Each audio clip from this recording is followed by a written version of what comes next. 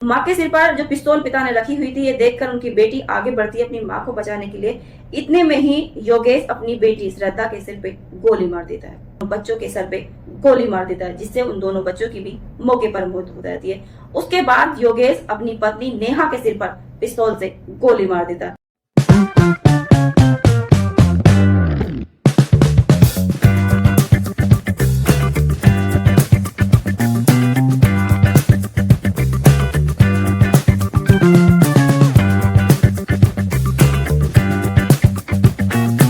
आदाब, नमस्ते, सत श्री अकाल। मैं हूं रिजवाना से। उत्तर प्रदेश के सहारनपुर जिले में एक कस्बा है गंगो, उसके पास में एक गांव है सांगा ठेड़ा। यहाँ पर एक परिवार रहता था। 2007 की बात है कि इस परिवार में कुल 7 सदस्य थे, जिसमें 4 बेटी, 1 बेटा और पति पत्नी। जो उनका मुखिया है उनका नाम था रमेश और इनकी जो पत्नी का नाम था वो था बाला देवी। इनका एक बेटा था जिसका नाम था योगेश रोहेला। इनकी 4 बेटियां थी जिनका नाम था अन्नू, मीना, सीमा और सोनिया। जो सोनिया है वो पहले से ही बीमार रहती थी, लेकिन एक दिन खाना खाने की वजह से 5 लोगों की अचानक तबीयत खराब हो जाती है। इनमें से इनकी एक बेटी थी जो पहले से ही बीमार थी, जिसने खाना नहीं खाया, और इनका एक बेटा योगेश उसने भी खाना नहीं खाया। लेकिन 5 लोगों की अचानक तबीयत खराब होती है, उन्हें डॉक्टर के यहाँ लेकर जाते हैं, लेकिन हॉस्पिटल पहुंचने से पहले ही 5 की मौत हो जाती है, जिसमें 3 बेटी और उनके माँ बाप होते हैं। इनका जो बेटा है योगेश रोहेला, वो 5 को अपने घर पर लेकर आता है और गांव वाले और जो परिजन थे और बाकी जो रिश्तेदार थे वो भी पहुंच जाते हैं ये खबर सुनकर, क्योंकि ये जो खबर थी ये एक ऐसी दर्दनाक खबर थी जिसे सुनकर भी रोंगटे खड़े हो जाते कि कैसे एक ही परिवार के 5 लोगों की एक ही दिन में मौत होगी। इसको जो परिवार वाले हैं और जो गांव वाले हैं और जो उनका बेटा है योगेश रोहेला, वो उनके शवों को अंतिम संस्कार के लिए शमशान घाट लेकर जाता है। लेकिन इसकी सूचना किसी ने पुलिस को दे दी। पुलिस वहां मौके पर पहुंचती है। जैसे ही वो अंतिम संस्कार की तैयारी कर रहे थे तो पुलिस वहां कहती है कि उनके शवों को पोस्टमार्टम के लिए ले जाना है। जो योगेश है और जो उसके सहयोगी और जो उसके साथी होते हैं, जो लोग अंतिम संस्कार करने के लिए शमशान घाट गए हुए थे, उन 5 को शवों को लेकर, तो जो पुलिस वाले थे वो साफ इनकार कर देते हैं कि वो उनको शवों को नहीं देंगे, ना वो पोस्टमार्टम कराएंगे, और वो जबरदस्ती ही उन 5 शवों का अंतिम संस्कार कर देते हैं, जिससे पुलिस में और उन लोगों में विवाद हो जाता है। वो लोग पुलिस पर पथराव कर देते हैं, जिससे गुस्से में आकर पुलिस ने वहां पर 38 लोगों पर FIR दर्ज कर दी है, जिसमें जो मृतक परिजन है उनका एक बेटा होता है योगेश, उस पर भी FIR दर्ज होती है। टोटल मिलाकर इन पर 38 लोगों पर FIR दर्ज की जाती है। पुलिस को शक था कि ये मौत नहीं है बल्कि जानबूझ के की गई ये हत्याएं हैं। जो कोई परिवार का सदस्य ही है जिसने उनके खाने में जहर मिलाकर उनकी हत्या की है। इस पर जो मृतक दंपति है उनका जो बेटा है योगेश रोहेला, उस पर केस चलता है। केस काफी टाइम चलता है, लेकिन उसके खिलाफ कोई भी सबूत ना होने की वजह से कोर्ट ने उसे क्लीन चिट दे दी। 2009 में रेखा नाम की एक महिला थी जो कि पेशे से वो एक शिक्षा मित्र थी, उससे योगेश रोहेला ने शादी की। 2010 में योगेश रोहेला की पत्नी रेखा की अचानक से मौत हो जाती है। लोगों का कहना है कि जो योगेश रोहेला की जो पत्नी है रेखा, उसकी जहर की वजह से मौत हुई है, लेकिन कोई सबूत ना होने की वजह से रोहेला इस बार भी बच जाता है। 2012 में योगेश रोहेला केराना की एक लड़की जिसका नाम होता है नेहा, वो उससे शादी करता है। ये उसकी दूसरी शादी थी। पहली शादी से उसकी कोई संतान नहीं थी, लेकिन दूसरी शादी से योगेश रोहेला की 3 बच्चे थे, जिसमें पहली एक बेटी थी और 2 उसके छोटे बेटे थे। परिवार बहुत खुशहाल रहता था। योगेश रोहेला कई बार फेसबुक द्वारा अपने परिवार के साथ फोटो डालता था और बहुत अच्छे अच्छे शब्द भी वो अपने परिवार के प्रति लिखता था। योगेश रोहेला के 3 बच्चे थे, जिसमें एक बेटी जिसका नाम था श्रद्धा, दूसरे उसके बेटे का नाम था देवांश और एक बेटे का नाम था शिवांश। जो शिवांश था वो छोटा बेटा था, लेकिन धीरे धीरे जैसे बच्चे बड़े हो रहे थे, योगेश का जो छोटा बेटा है उसका बिहेवियर बाकी बच्चों के से बहुत अलग था। उसका स्वभाव अलग था और उसका जो नाक नक्शा था वो भी उसके अलग था। कई बार इस बात को लेकर योगेश रोहेला अपनी पत्नी नेहा से झगड़ा करता था। वो कहता था कि छोटा जो बेटा है ये मेरा नहीं है, ना ये मुझ पे गया है ना ही ये तुम पे गया है, इसका बिहेवियर भी अलग है, इसका हाव भाव सब अलग है, मैं नहीं मानता ये मेरा बेटा है। उनकी जो पत्नी है नेहा, वो कई बार उसको समझाती थी कि मैं इसकी माँ हूँ और आप इसके पिता हैं, ये हमारी ही संतान है।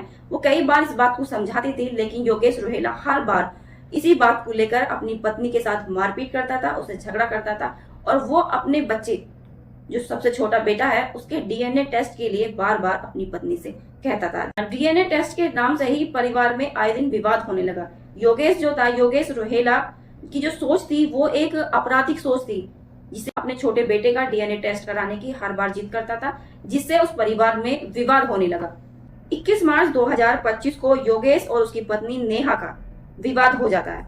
योगेश कहता है अपनी पत्नी से कि वो उसके छोटे बेटे का डीएनए टेस्ट कराएगा, जिससे वो पता लगा सके कि उसका पिता कौन है, या तो वो है या फिर वो कोई और है।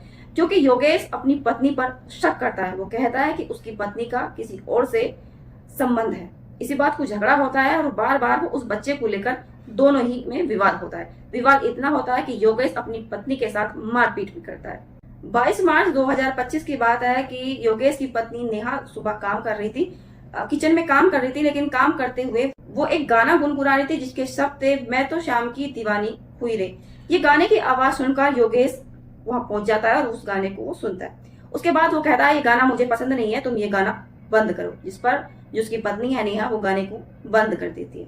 योगेश वहां से चला जाता है और वो थोड़ी ही देर बाद वापस आता है, जिससे उसकी पत्नी फिर से वही गाना गुनगुनाती रहती है, जिसमें योगेश गुस्से से कहता है कि मैंने तुमसे मना किया था कि ये गाना तुम नहीं गुनगुनाओगी, फिर तुम इस गाने को क्यों गुनगुना? क्या ये वही राज है या वही नाम है जिसे तुम गाना गाकर मुझे सुना रही हूँ कि ये जो नाम तुमने लिया यही बच्चे का पिता है? योगेश अपनी पत्नी को डांटता है, गुस्से से कहता है कि तुम ये गाना दोबारा नहीं गाओगी। तो उस पर उसकी पत्नी कहती है ठीक है, मैं ये गाना नहीं गाऊंगी। अब रोहेला अपने बच्चों को, उनके बच्चों की स्कूल की छुट्टी हो गई थी, तो वो अपने बच्चों को स्कूल से लेने के लिए जाता है। वापस लेकर अपने बच्चों को आता है तो उसकी बीवी नेहा फिर से वही गाना गा रही होती है, जिस पर योगेश इतना आग बबूला हो जाता है कि वो अपनी पत्नी और तीनों बच्चों को घर की छत पर जो कमरा बना था उस पर वो लेकर जाता है। अपनी पत्नी नेहा के सिर पर जो लाइसेंस पिस्तौल थी उससे उसके सर पे तान देता है और उससे कहता है आज मैं तुम सबको इसे मार दूंगा। योगेश रोहेला अपनी पत्नी के सर पे पिस्तौल रख देता है और उसे वो कहता है कि आज मैं तुम सबको मार दूंगा, जिसपे उसकी पत्नी डर जाती है। वो योगेश का जो बिहेवियर था वो उस टाइम बहुत अलग था, उससे पहले भी विवाद हुआ, लेकिन इस तरह बिहेवियर उसने नहीं करा जो उस टाइम वो करता है।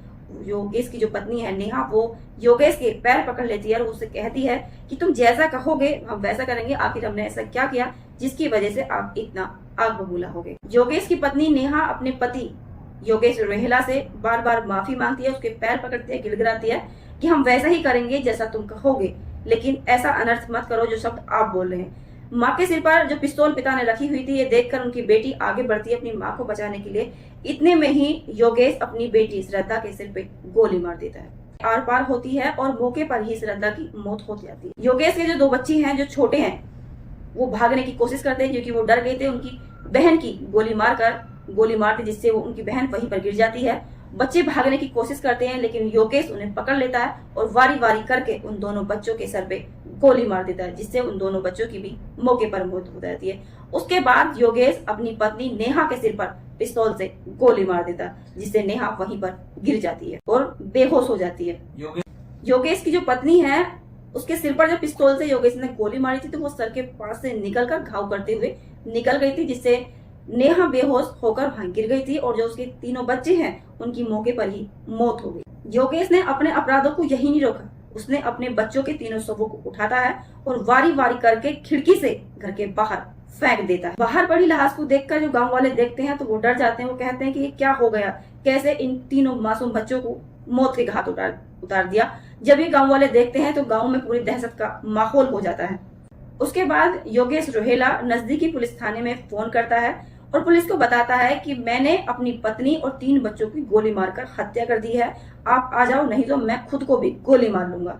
ये बात गांव के जो जिम्मेदार लोग होते हैं उनको फोन करती है और उनसे कहती है कि गांव का ही एक युवक जो भाजपा के नेता है जिसका नाम होता है योगेश रोहेला, उसने अपने 3 बच्चे और पत्नी को गोली मार दी है, आप वहां जाओ और देखो, उसको रोको क्योंकि वो खुद भी अपने आप को गोली मारने के लिए बोल रहा है। पुलिस के बाद योगेश रोहेला दोबारा फोन करता है वहां के सीओ को उनको भी वही बात बोलता है कि मैंने अपनी पत्नी और अपने 3 बच्चों को गोली मारकर उनकी हत्या कर दी है, आप आ जाओ, और नहीं तो मैं खुद भी गोली मार लूंगा। उसने सेम वही बात बोली जो उसने पहले नजदीकी पुलिस थाने में पुलिस को सूचना दी थी। अब उसने सीओ को वहां फोन किया है।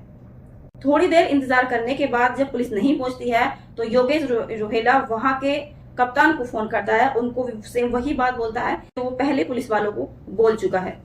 ये बात सुनकर कप्तान पूरे जिले को हाई अलर्ट करता है और पूरे दल बल के साथ पुलिस की टीम योगेश रोहेला के गांव पहुंच जाती है। पुलिस के पहुंचने से पहले गांव वाले योगेश रोहेला के घर के अंदर जाने की कोशिश करते हैं, लेकिन योगेश रोहेला उनको भी पिस्तौल दिखाकर डरा देता है। वो कह देता है अगर किसी ने भी मेरे घर में आने की कोशिश करी तो वो उन्हें भी पिस्तौल से गोली मार देगा। पुलिस वहां पहुंचती है और आरोपी योगेश रोहेला को गिरफ्तार करती है और जिस लाइसेंस पिस्तौल से उसने अपनी पत्नी और बच्ची पर गोली चलाई है उसको भी वो बरामद करती है। पुलिस रोहेला से पूछती है कि तुमने ऐसा अनर्थ क्यों है, क्यों ऐसा अपराध किया, क्यों तुमने अपने परिवार का कत्ल कर दिया। तो वो कहता है कि मेरी जो पत्नी है नेहा, उसका किसी और से अवैध संबंध था, उसे मैंने कई बार समझाया लेकिन वो नहीं मानी, तो मैंने गुस्से में आकर अपनी पत्नी का कत्ल कर दिया। जिस पुलिस उन चारों को जिनकी पिस्तौल से रोहेला ने गोली मारी है उन चारों को लेकर अस्पताल उन्हें पहुंचाती है, लेकिन अस्पताल पहुंचने के बाद जो डॉक्टर हैं वो उन तीनों बच्चों को मृत घोषित कर देते हैं और जो उनकी पत्नी है नेहा वो बेहोश हालत में थी जिसे वो उसे भर्ती कर लेते हैं। आखिरकार 2.5 दिन के संघर्ष के बाद योगेश रोहेला की पत्नी नेहा रोहेला की भी मौत हो जाती है। सोमवार को शाम करीब 5 बजे चंडीगढ़ के अस्पताल में इलाज के दौरान नेहा दम तोड़ देती है। जो कि करीब 51 घंटे जिंदगी और मौत के बीच नेहा लड़ती रही। आखिरकार वो भी जिंदगी की जंग हार गई। पुलिस ने तीनों बच्चों के शव को पोस्टमार्टम कराने के बाद उनका अंतिम संस्कार कर दिया गया। अभी योगेश रोहेला के खिलाफ चार्जशीट फाइल कर योगेश को पुलिस रिमांड पर रखा गया है। योगेश रोहेला ने खुद से कबूला है कि उसने अपनी पत्नी नेहा और अपने 3 बच्चों को गोली मारकर उनकी हत्या की है।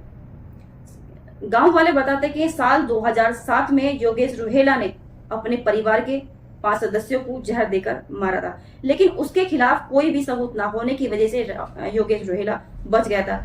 योगेश रोहेला ने अपने पिता और अपनी मां और 3 बहनों को जहर देकर मारा था, लेकिन इसके खिलाफ उसके पास कोई भी सबूत नहीं था जिससे योगेश रोहेला बच गया। साल 2010 में योगेश रोहेला ने अपनी पत्नी रेखा की भी जहर देकर हत्या की थी, लेकिन कोई भी सबूत न होने की वजह से उस वक्त भी योगेश रोहेला बच गया। लेकिन योगेश रोहेला ने जो अब कांड किया है जिसमें उसने अपनी पत्नी और 3 बच्चों की जो पिस्तौल से गोली मारकर हत्या की है, ये बात खुद योगेश रोहेला ने कबूली है। अब पुलिस इस केस की 3 एंगल से जांच कर रही है। क्या योगेश खुद किसी और महिला के साथ था जिसकी वजह से घर में झगड़े होते थे? क्या सच में नेहा के किसी और से अवैध संबंध थे, या फिर योगेश की मानसिक हालत खराब होने का मामला था? इस केस का सच सिर्फ नेहा ही बता सकती थी, लेकिन वो भी अब इस दुनिया में नहीं रही। पुलिस मोबाइल के रिकॉर्ड और सीसीटीवी कैमरे चेक कर रही है जिससे पता लगाया जा सके कि असली गुनहगार कौन है। योगेश के इस जघन्य अपराध ने सभी को झंझोर कर रख दिया है। 3 मासूम बच्चे जिनका कोई कसूर नहीं था, उन्हें भी अपनी जान गंवानी पड़ी। आखिरकार क्या मिला इस हत्यारे को?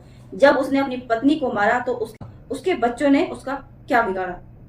इस कहानी को सुनाने का मकसद किसी को डराना, धमकाना, किसी के मान सम्मान को ठेस पहुंचाना या किसी की भावनाओं को आहत करना नहीं था, बल्कि इसका मकसद है आपको ये समझाना कि क्रोध और शक के अंधेरे में डूबकर इंसान अपनी जिंदगी नहीं बल्कि अपने परिवार की जिंदगी को भी तबाह कर सकता है। अगर आपको ये कहानी सोचने पर मजबूर करती है तो हमारे चैनल को सब्सक्राइब करें और अपने विचार कमेंट में जरूर बताएं। मैं हूँ रिजवाना सैफी। मिलते हैं एक नई सच्ची घटना के साथ।